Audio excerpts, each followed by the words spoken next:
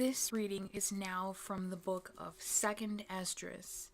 This book also being a continuation of the writings of the prophet Ezra, and starting at the second of his visions.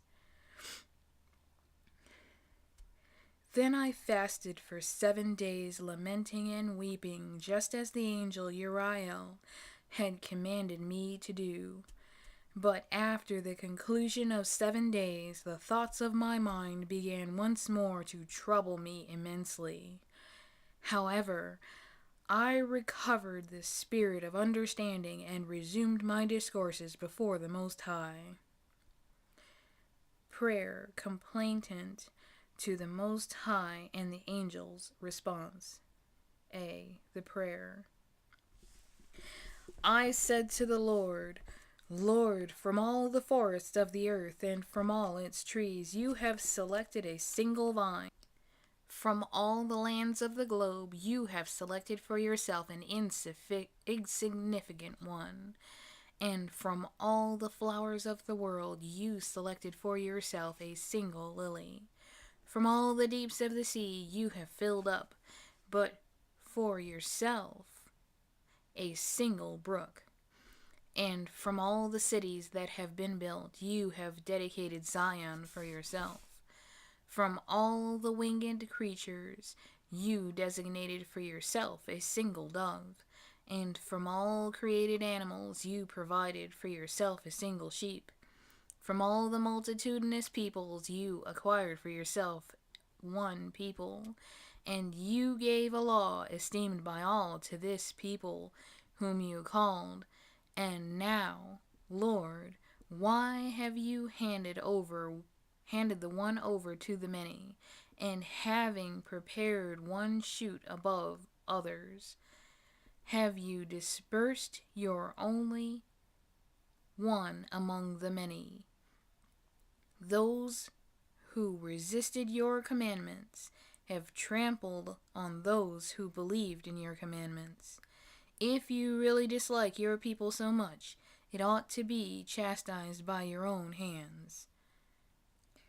Now when I had spoken these words, the angel who had come to me before on an early night was sent to me. He said to me, Listen to me, and I'll teach you. Give attention to me, and I'll tell you more. Then I said, Say on, my Lord.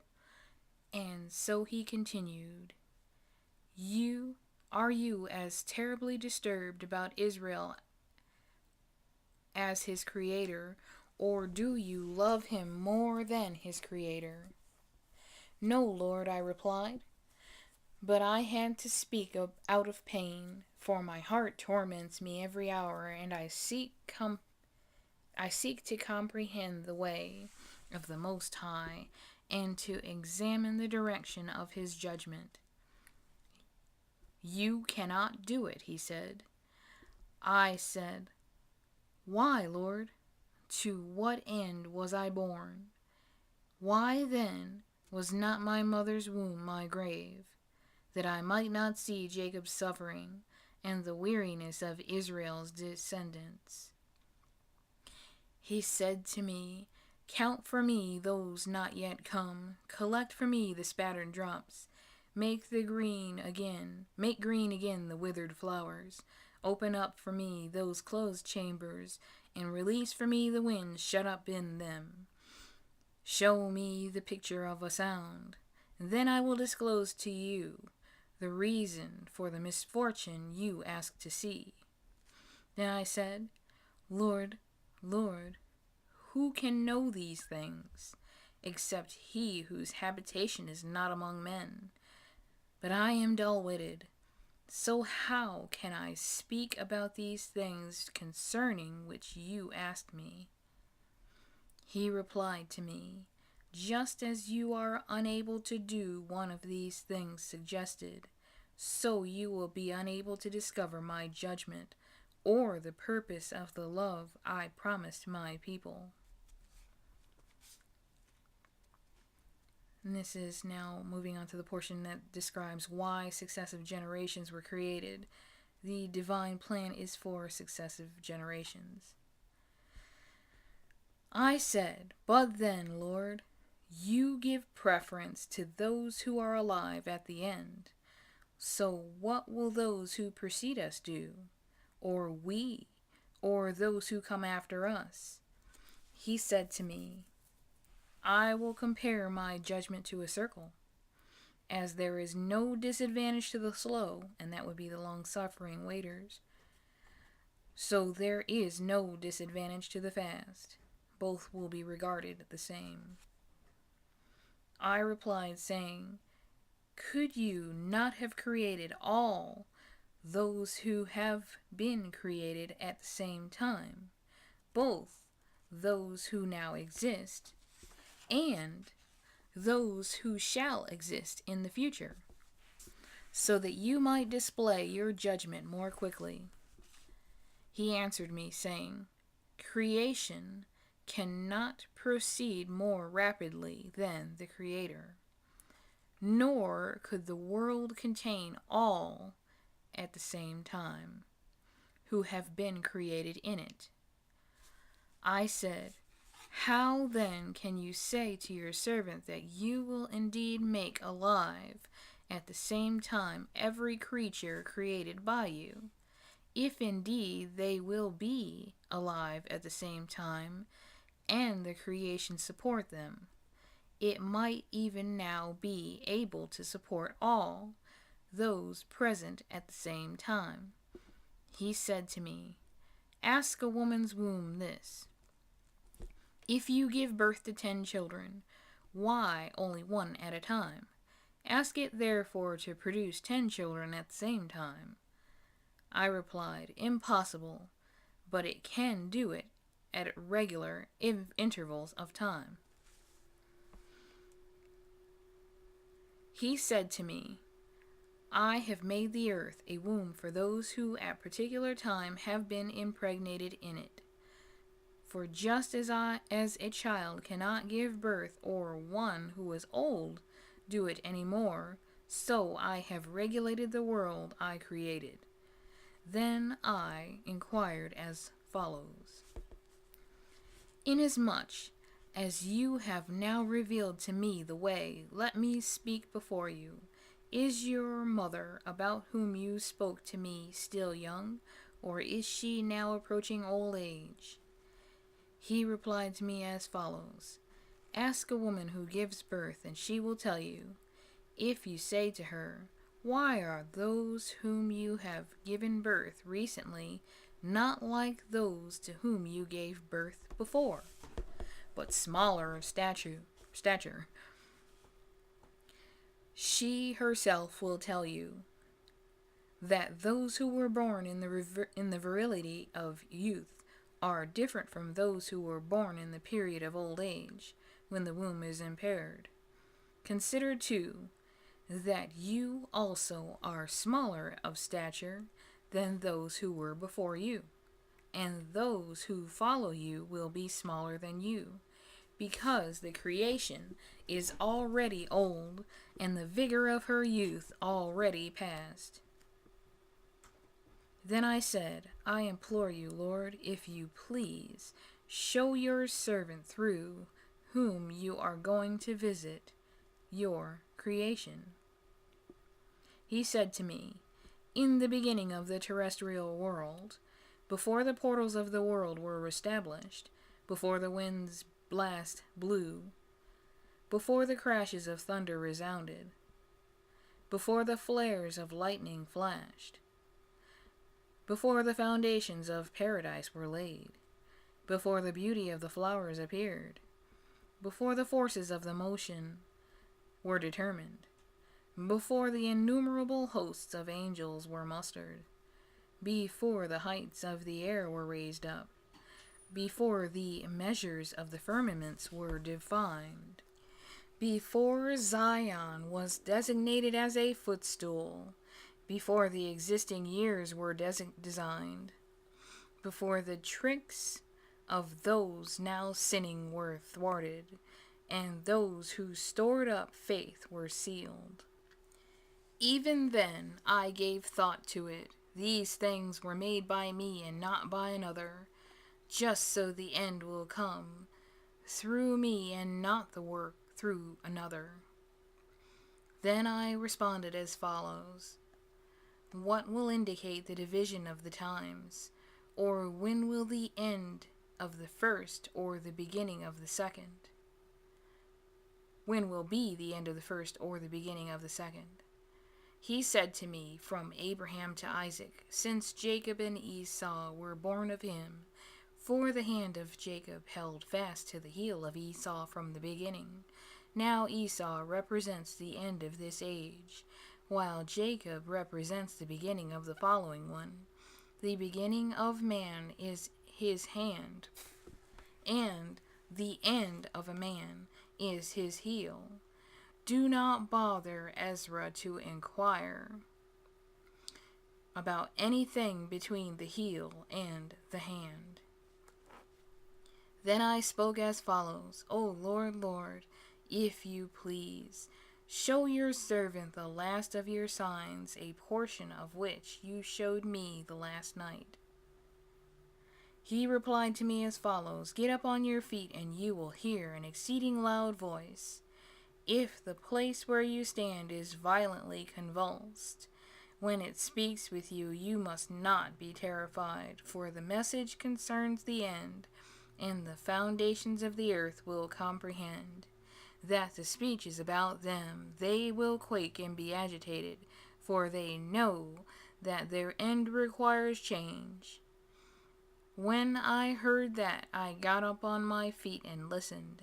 Then the voice, whose sound was like the sound of many waters, spoke, and it said, Look, the days are approaching, when I begin to draw nigh to judge the inhabitants of the earth. When shall I begin to avenge those who have unjustly injured others by their injustice?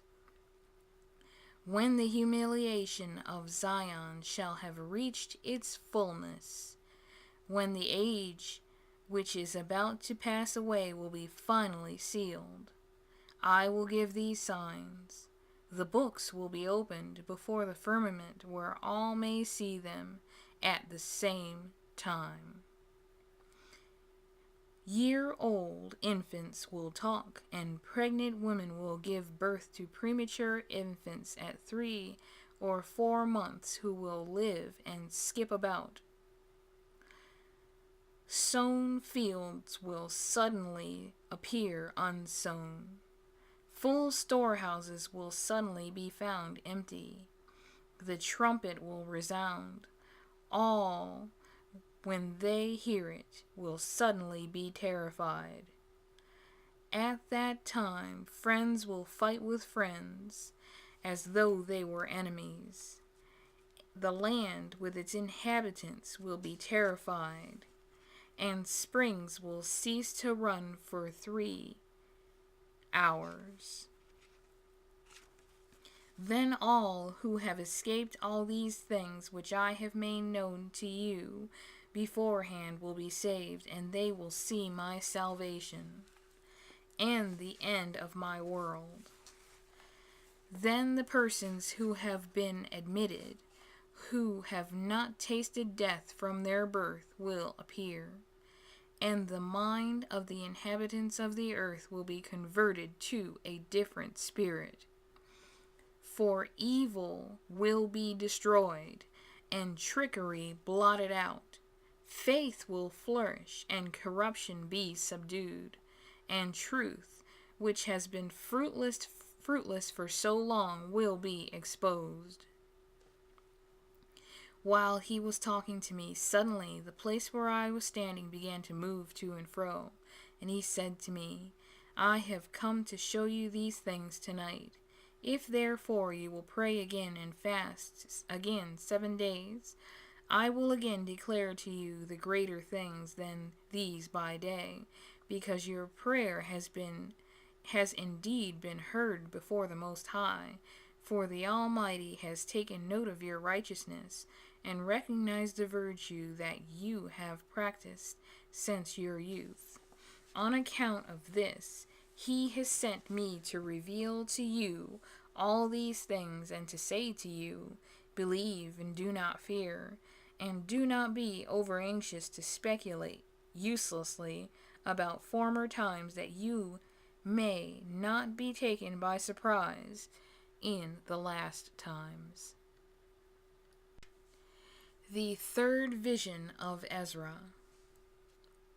Now after this I wept again and fasted 7 days, as I had done earlier, so as to complete the 3 weeks prescribed for me.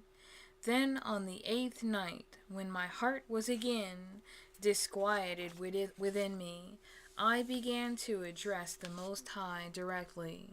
My spirit was intensely excited and my mind uneasy.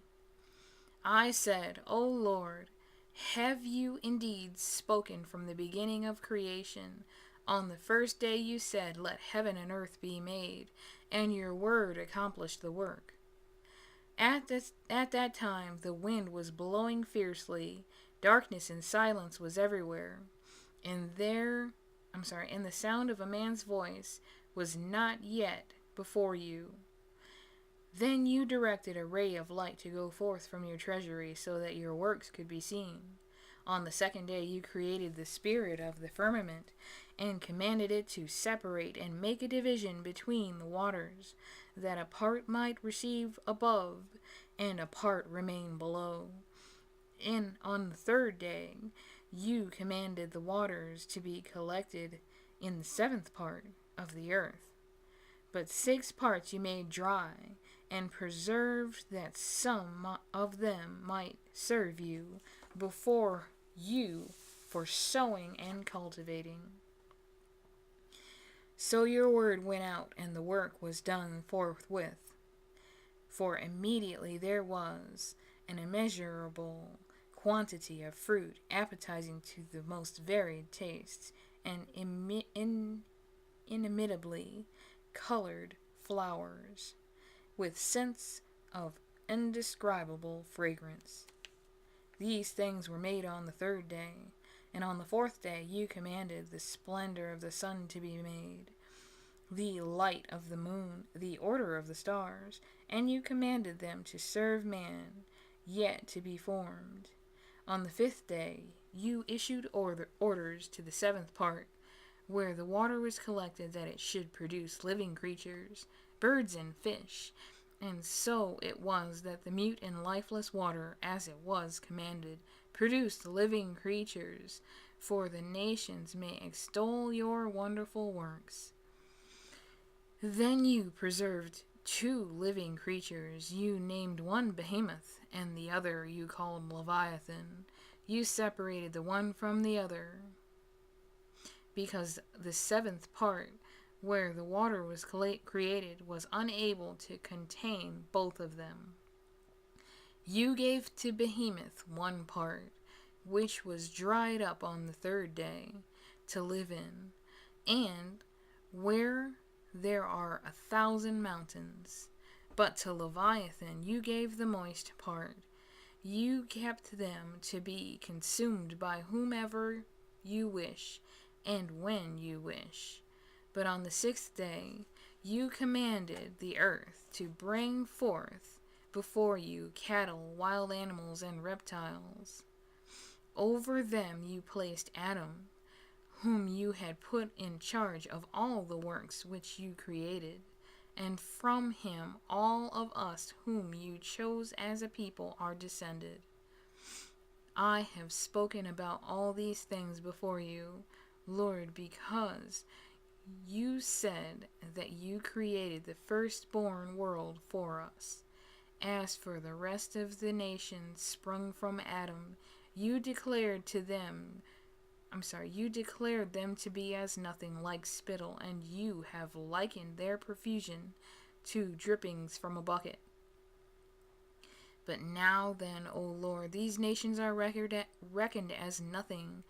Bear rule over us and devour us, while we, your people, whom you have called your firstborn, your only begotten, your confident, your dearly beloved, have been delivered into their hands. So if the world was created for us, Why do we not enjoy the possession of the heritage of your world? How long will this continue?" Now when I had finished speaking these words, the angel whom had been sent to me on the previous nights was sent to me again. He said to me, "Get up, Ezra, and listen to the words that I have come to speak to you." So I said, "Speak, my Lord." Then he said to me, "If a sea is located in a spacious place, broad and limitless, but the entrance to it is confined to a narrow space like a river, how can one seriously desiring to get to the sea, to see it, or to sail it, reach the broad space, except by passing through the narrow space?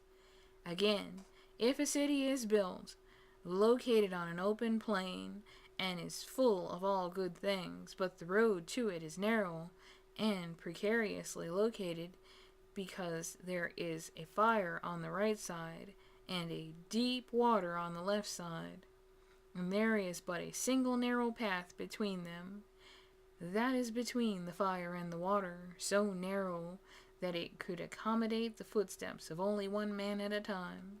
If that city has been bequeathed to a man, how can the heir claim his inheritance if he does not traverse the dangerous path set before him?" I said, "Yes, Lord," and he said to me, "That too is Israel's lot. For I did make the world for their sakes, and when Adam transgressed my orders, what was made was judged. The ways of this world have been made narrow, painful, and difficult. They are few and evil, full of perils, and fraught with great hardships. But the way of the greater world are spacious and secure, and produce fruit of immortality. If, therefore, those alive do not really enter through these narrow and vain things, they will be unable to obtain the things stored up for them. Why then do you agitate yourself, although you are perishable? Why do you torment yourself, although you are mortal? Why do you think about what is to come, rather than what now is?" I responded as follows, "Lord, Lord, now you have decreed in your law that the just will inherit these things, but the wicked will perish. The just, therefore, can bear with the narrow contingencies, because they have hope for the spacious circumstances. But those who have behaved wickedly endure the narrow contingencies, yet will not see the spacious circumstances." He said to me, "You are not a judge superior to God, nor more discriminating than the Most High. Let the many who exist perish, rather than that the law of God which has been communicated to them be slighted. For God has solemnly commanded those coming into the world, when they came what to do to live, and what course to take to avoid being punished. But they remained unconvinced and resisted him. They invented deceitful ideas for themselves. They contrived devious tricks for themselves. They even denied the existence of the Most High. And they did not acknowledge his ways. They scorned his law. They disavowed his covenants. They had no faith in his commandments, and they did not accomplish his work. Hence, Ezra, emptiness to the empty, and fullness to the full. For indeed the time is coming when the signs about which I have told you earlier will occur. The invisible city will appear, and the land which is now hidden will be made manifest, and everyone who has been delivered from the evils mentioned before will see my wonders. For my Son, Yeshua, Jesus, together with those who are with him, will be revealed, and he will bring joy for 400 years to those who have been spared. Then, after those years, my son Christ will die, as will all who have human breath, and the world will return to primordial silence for 7 days, just as it was at the very beginning. Thus nobody will remain. Then, after the 7 days, the world that is not yet awake will be aroused, and what is corruptible will pass away. The earth will give up those asleep in it. The dust will let go of those who repose in it, and the storehouses will give up the souls entrusted to them. The Most High will appear on the seat of judgment, and the end will come, and compassion will vanish, pity will cease, and forbearance will be withdrawn. Only judgment will remain, truth will stand. In the faith regain strength, reward will follow, and recompense will appear. Good deeds will awake, the pit of torment will appear, and evil ones will sleep no more, and opposite it will be the place of rest. The oven of Gehenna will appear, and opposite it the paradise of joy. When the Most High will say to the excited nations, consider and know those whom you denied, or whom you have not served, or whose faithfulness you have spurned. Look hither and yon. Here is joy and repose. There is fire and torment. But these things he will say to them on the judgment day. It will be like this.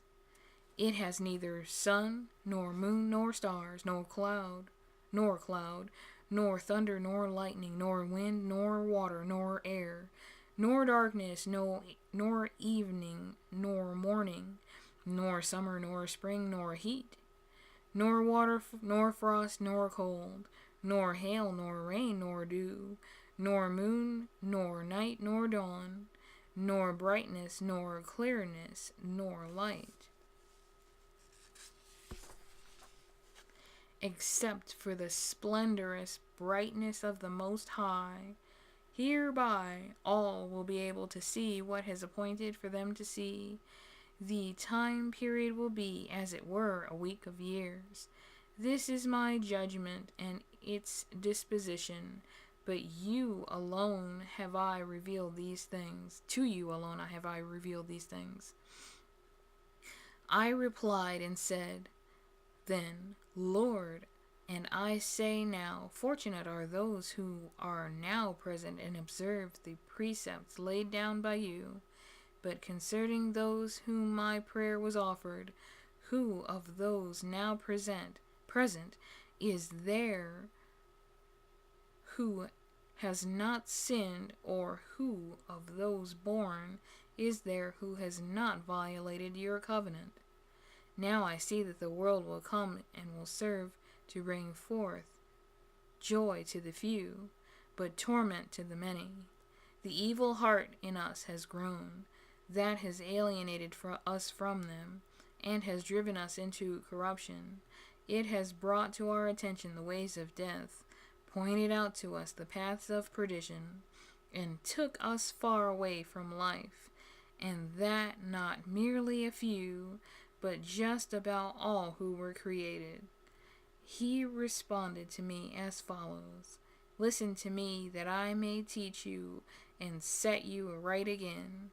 Because of this, the Most High has made not one world but two, inasmuch as you said that the just are not many, but few, and that assuredly the wicked are numerous. Listen to this.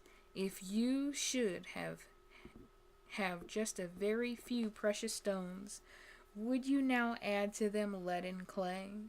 The Lord said, how can that be? He said to me, moreover, inquire of the earth, and she will tell you. Speak to her, and she will enlighten you. You must say to her, you yield gold, silver, copper, as well as iron, lead and clay. But silver is more abundant than gold, copper than silver, iron than silver, lead than iron, and clay than lead. Decide, therefore, for yourself, which are more valuable and desirable, what is abundant, or what is found to be scarce. I said, Lord, Lord, what is plentiful is less valuable.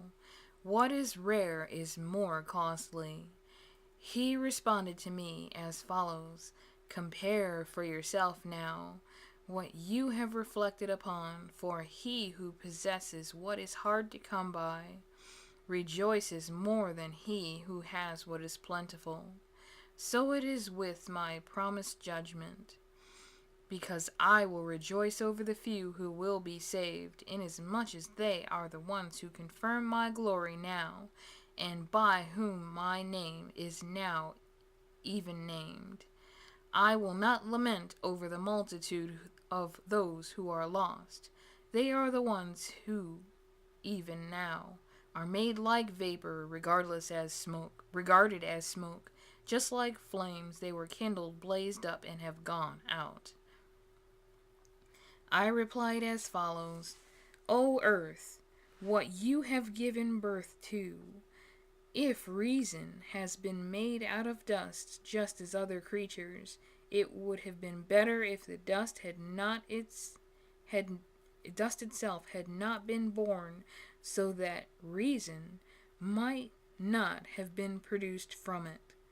Nevertheless, reason grows up with us, and so we are tormented because we are aware of perishing. Let the human race lament, the beasts of the field rejoice. Let all who are born lament. Quadrupeds and cattle rejoice. They are far better off than we because they do not expect judgment and are unaware of torment or salvation in turn promised them after death. For what advantage is there to us to be kept alive, only to be severely tormented? All who are born are entangled in iniquities, full of sins, and laden with transgressions. So if after death we should not come into judgment, it might have been better for each of us. It might have been better for us. He replied to me as follows: when the Most High made the world and Adam and all his descendants, he first ordained judgment and matters pertaining to judgment. Now therefore take cognizance of your own words. You declared that reason grows up with us. Hence those who dwell on the earth will incur torment, because though they possessed reason, they committed iniquity, and though they received the commandments, they did not observe them. And though they accepted the law, they circumvented what they accepted. So what will they have to say at judgment, or how will they reply in those last times? How long the Most High has exercised patience with those who live in the world, not on account of them, but because of the times he has predetermined. I responded as follows: If you please, Lord, Lord, also make this clear to your servant, whether after death or when each one of us has to surrender his soul, we will really be kept in repose until those times come when you are to renew the creation, or rather, we will be tormented immediately. He replied to me as follows: I'll show you this too. But you must not get entangled with scorners, nor reckon yourself with those who are tormented. For indeed, you have a treasure of work stored up with the Most High, but it will not be revealed to you until the last times. For the conception of death is this: When the final sentence of death has emerged from the Most High that a man is to die, when his spirit withdraws from his body to return again to him who gave it, it first of all entreats the glory of the Most High, if it should be one of those who scorned, who did not adhere to the ways of the Most High, who held his law in contempt, or who hated those who feared God. Such spirits will not enter habitations, but will roam around henceforth in torment, ever unhappy and sad in 7 ways. The first way, because they have spurned because they have spurned the law of the Most High. The second way, because now they are unable truly to repent that they may live. Third way, that they will see the regard disposed for those who were faithful to the covenants of the Most High. The fourth way, they will contemplate the torment deposited for themselves in the last times. The fifth way, they will see the habitations of others guarded by angels in complete freedom from disturbance. The sixth way, they will see immediately some of them will pass over into torment. The seventh way, which is worse than all the above mentioned ways, because they will languish in confusion, they will be consumed in shame, they will pine away in fears, when they see the glory of the Most High before whom they sinned, while living in, and before whom they are to be judged in the last times. For those, on the other hand, who have adhered to the ways of the Most High, this order obtains when they are to be separated from this crumbling vessel. While they remained in it, they served the Most High diligently, and encountered danger every hour in order to observe perfectly the law of the lawgiver. This, then, is the direction concerning them. In the first place, they will view with great joy the glory of him who receives them, for they will come to repose in 7 orders.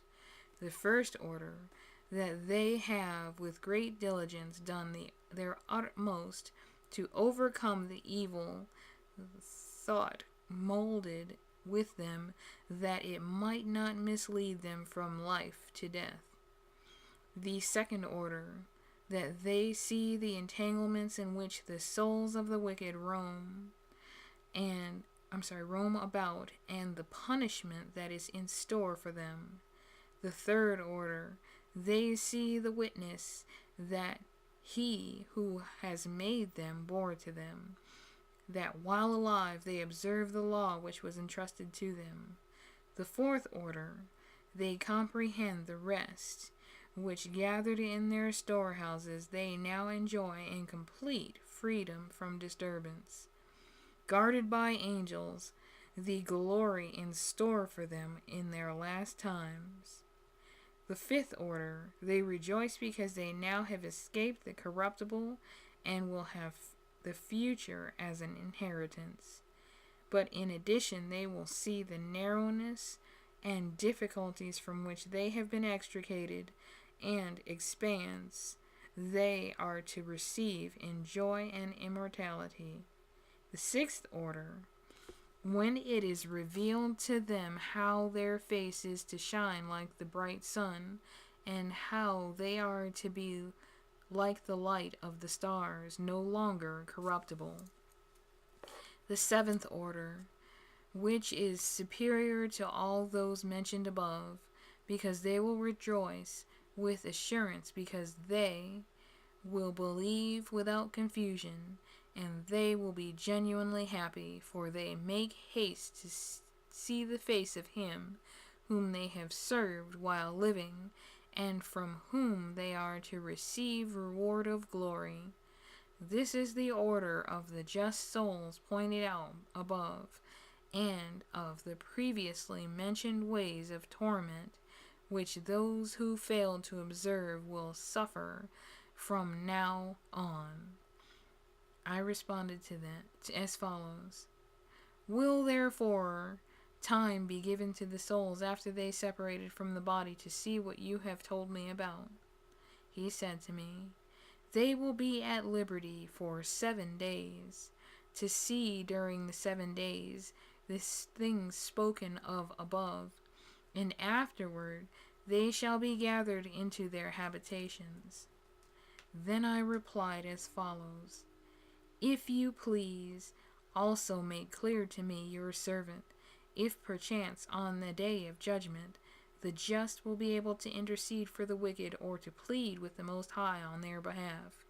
Fathers for sons, children for parents, brothers for mothers, brothers for brothers, relatives for next of kin, and friends for those dearest to them. He answered as follows: Yes, I will give you this favor, and make it clear to you, the day of judgment is decisive, making clear to all the seal of truth. Just as now a father cannot commission a son a father, or a master a slave, or a friend one dearest to him to be sick for him, or to sleep, or to eat, or to be restored to health, so nobody can pray for another, for all will bear each then his own injustice or justice. I replied as follows: How is it then that we find that first Abraham interceded for the Sodomites, Moses in behalf of the fathers who sinned in the desert, Joshua after him, for Israel in the days of Achan, Samuel in the days of Saul, David on account of the plague, Solomon on behalf of those who were in the sanctuary, Elijah for those who received pain and for the dead, that he might live, and Hezekiah for the people in the days of Sennacherib, as well as many others, for many more. If now, therefore, when corruption has increased and injustice has multiplied, the just have prayed for the wicked, why can't it be so then? He responded to me as follows: The present world is not the end, and its glory is transitory. Hence, those who were strong have prayed for the weak. But the day of judgment will mark the end of this time, and the beginning of immortal time to come, in which corruption has come to an end. Intemperance has been abolished, faithlessness has been cut off, but justice has grown up, and truth has arisen. Then no one will be able to have compassion for him who is convicted of in the judgment, or to cast down him who is victorious. I answered as follows: This is my first and last commandment. Then it would have been better for the earth not to have generated Adam when it was, or when it did generate him, at least to have constrained him not to sin. What good is it for any of us to live in grief now, with the expectation of punishment after death? O Adam, what have you done? Although you alone sinned, the fall was not yours alone, but ours too, who descended from you. What benefit is it for us to have an immortal time? For us that an immortal time has been promised to us, when in fact we have done death-dealing works, that perpetual hope has been held out for us, when in fact we have acted in utter futility, that sound and secure habitations have been prepared for us, when in fact we have lived so scandalously that the glory of the Most High is to protect those who have lived virtuously. Though we have conducted ourselves most impiously, that paradise, whose incorruptible fruit has been preserved for us, and in which our abundance and healing will appear, but which we in fact cannot enter because we have lived in such unacceptable ways, and that the faces of those who have exercised self-restraint shine more brilliantly than the stars. Those, in fact, our faces will be blacker than the darkness of night.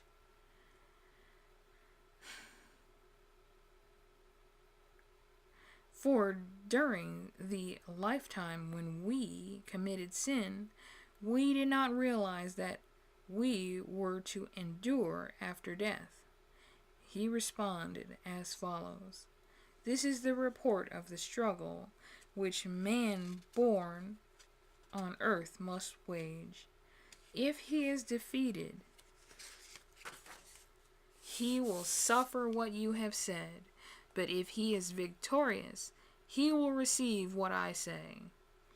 For this is the way about which Moses, when he was yet alive, spoke to the people. He said, Choose for yourself life that you live.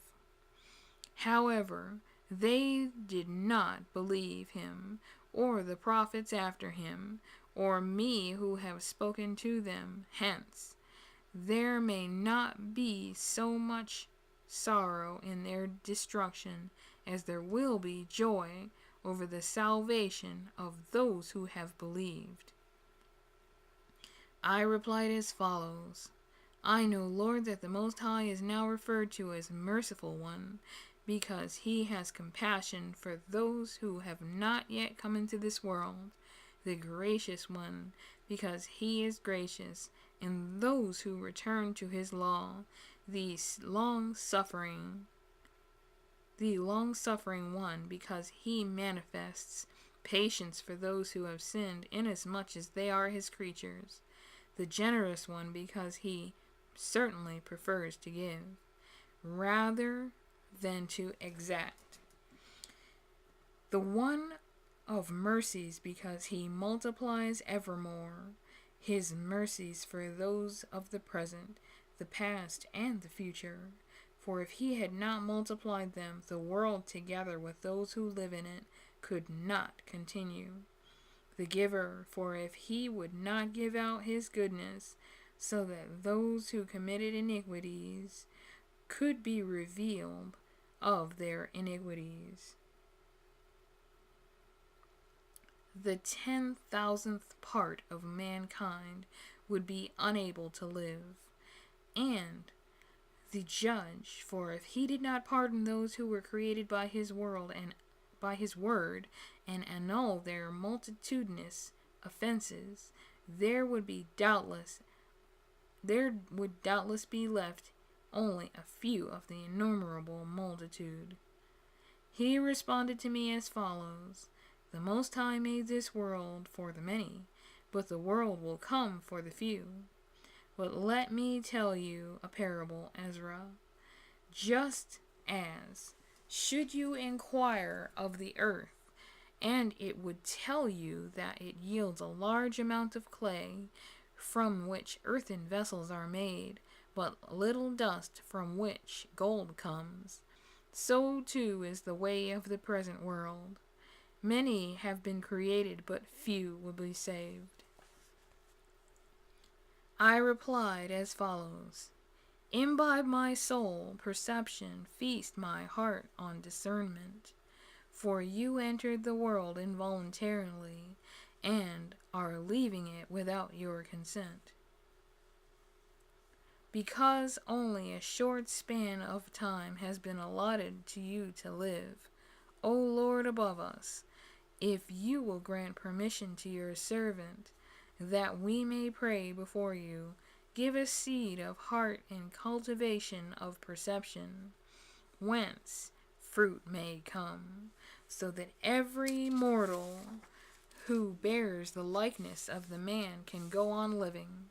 For you are by yourself, and we are one formation of your hands. Just as you said, now when you bring to life the body molded in the womb and provide it with members, your creation subsides in fire and water, and for 9 months your handiwork bears your creature, which was formed in it, so that which shelters and that which is sheltered are both sheltered by your shelter. When the womb discharges what has evolved in it, you have commanded that out of the members themselves, that is out of the breast milk, the fruit of the breast should then be provided to nourish for a time what was fashioned. Afterward you direct it with your mercy, nurture it with your justice, instruct it in your law, and temper it with your wisdom. Then you kill it, it's your creation, and restore it to life, it's your handiwork. If therefore you can so readily do away with him who was molded with so great pains by your command, why then was he made? Now let me emphasize that you know best about the totality of mankind, but about your people I am dejected. I lament over your heritage. I sorrow because of Israel. I am perturbed on account of the seed of Jacob. So I want to pray before you for myself and for them, because I see the faults of us who inhabit the earth, and I have heard about the swift judgment which is to come. So listen to me, mark my words, and let me speak before you. The beginning of the words of Esdras' prayer before he was taken up, he said, Lord, who lives forever, whose eyes are lifted up, whose dwelling places are in the air, whose throne is indescribable, whose glory is incomprehensible, before whom angelic hosts stand with trembling, and at whose word they are converted to wind and fire, whose word is trustworthy, whose decrees are steadfast, whose orders are mighty, whose commands are fearful, whose glance dries up the depths, whose wrath makes the mountains melt away, and whose truth abides forever. Listen, Lord, to the prayer of your servant. Lend an ear to the entreaty of your production. Give attention to my words. So long as I live, I must speak, and so long as I have discernment, I must be responsive. Do not gaze upon the offenses of your people, but upon those who have truly served you. Do not take note of the impious in their pursuits, but of those who have kept your covenants despite tribulations. Do not think of those who have conducted themselves wickedly before you, but remember those who have voluntarily acknowledged respect for you. Do not decree destruction for those who have lived like cattle, but be mindful of those who have taught so nobly your law. Do not be indignant with those who have been judged worse than beasts, but esteem those who have always manifested confidence in your glory. For we and our fathers have pursued the ways of death, yet because of us sinners you are referred to as the merciful one. If you want to have mercy upon us, who are without words of justice, then you will be called the merciful one. For the just, whose many good deeds are on a deposit with you, will receive their reward by virtue of their deeds. What is man that you should be angry with him, or mortal race that you should be so embittered against it? For in truth none of those born is without sin, nor are those who exist without fault. Thereby, Lord, your justice and your goodness will be revealed, when you have compassion for those without a treasury of good deeds. He responded to me as follows. On some matters you have spoken correctly, and it will turn out accordingly to your words. For indeed I will disregard the creation of those who have sinned, or their death, or their judgment, or their destruction, but I will rejoice over creation of the just, over their pilgrimage to their salvation, and the and the reception of their reward. Hence, it is just as I have said, just as the farmer sows an abundance of seed upon soil, and plants a multitude of plants, but not all that has been sown will come up at the time, or all the plants that have been planted take root. So not all who have been sown in this world will be saved. I responded as follows: If you please, let me speak. As for the seed of the farmer, if it does not come up, because it has not received your rain at the right time, or has been damaged by too much rain, it perishes. But the man who has been molded by your hands, and has been referred to as your image, because he has been made like you, for whose sake everything was made, would you compare him to farmer's seed? No, Lord above us. Spare your people, be compassionate with your inheritance, for you do have sympathy for your creatures. He replied to me as follows: The present is for the present, the future is for those to come. You are quite incapable of loving my creature more than I do, inasmuch as you have frequently reckoned yourself among the unjust. By no means. But in this you too will be regarded as commendable before the Most High, because you have humbled yourself as is proper for you, but did not reckon yourself among the just, so as to have glorified over much. For those who live in the world in the last times will be afflicted with many deplorable misfortunes, because they conducted themselves so arrogantly. But you must consider yourself and inquire about the glory of those like you. For you, paradise has been opened, the tree of life has been planted, and the world to come has been readied, and abundance has been provided. The city has been built, repose has been prepared, goodness has been achieved, wisdom has been pre-established, the root has been sealed from you, infirmity has been abolished from you, and death has been removed, hell has fled, corruption gone into oblivion, afflictions have disappeared, and at the end the treasure of immortality is disclosed. Therefore, ask no further questions of the multitude of those who are lost, for when they had the opportunity, they spurned the Most High, they held his law in contempt, and abandoned his ways. Moreover, they trampled upon his just ones, and thought there was no God, although they knew quite well that they must die. Just as the things said above await you, so thirst and affliction already prepared await them. Yet the Most High did not want man to perish, but those who were created themselves polluted the name of him who made them, and displayed ingratitude toward him who had prepared life for them. For that reason my judgment is now approaching.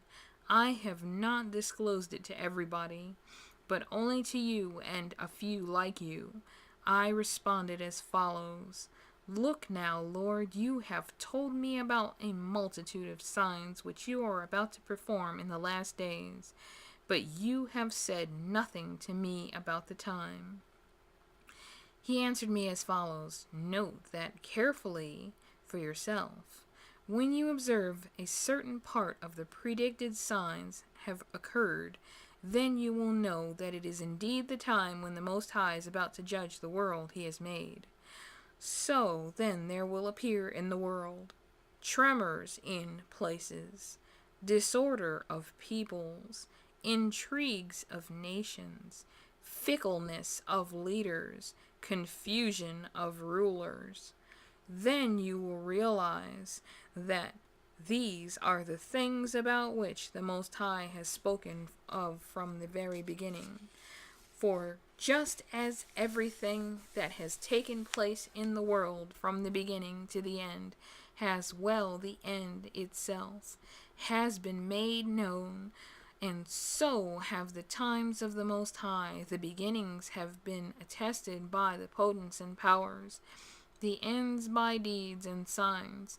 Now everyone who will be saved, who is able to escape by virtue of his works, or the faith in which he trusted, he will survive the above noted perils and enjoy my salvation in my land and within the territory I have set apart for myself from eternity.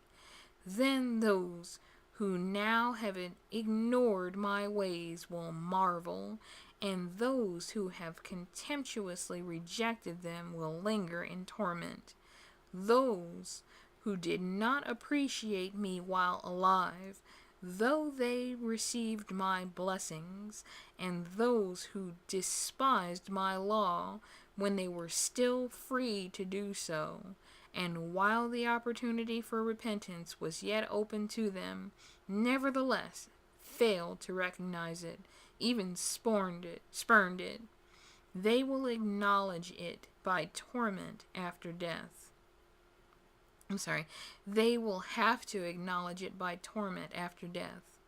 Therefore, you must no longer be inquisitive as to how the wicked will be afflicted, but rather inquire how the just will be saved, to whom the age belongs, for whose sake was created, and when.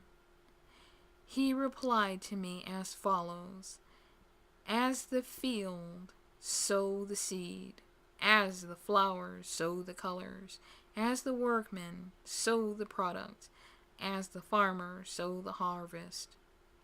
For in primordial time, when I was preparing for those who now are, before the world was made for those who now inhabit it, no one opposed me then, because no one existed to do so. But now those created in this world, though provided with an unfailing table and luxuriant pasture, have become disreputable in their conduct. Then I looked at my world, and it was decadent, and at my land, and it was imperiled, because of the plots that had come into it. Although I was aware of it, I spared them with great difficulty, and saved for myself one grape out of a bunch, and a shoot out of the great forest. Therefore, let the multitude that was born in vain perish, but let my grape and my shoot, which I have perfected with much effort, be preserved. Now then, if you will wait for another 7 days without fasting in them, but go into a field of flowers where no house has been built, to eat only flowers of the field, and taste no meat and sip no wine, but only flowers, and pray to the Most High without ceasing, then I will come and speak to you.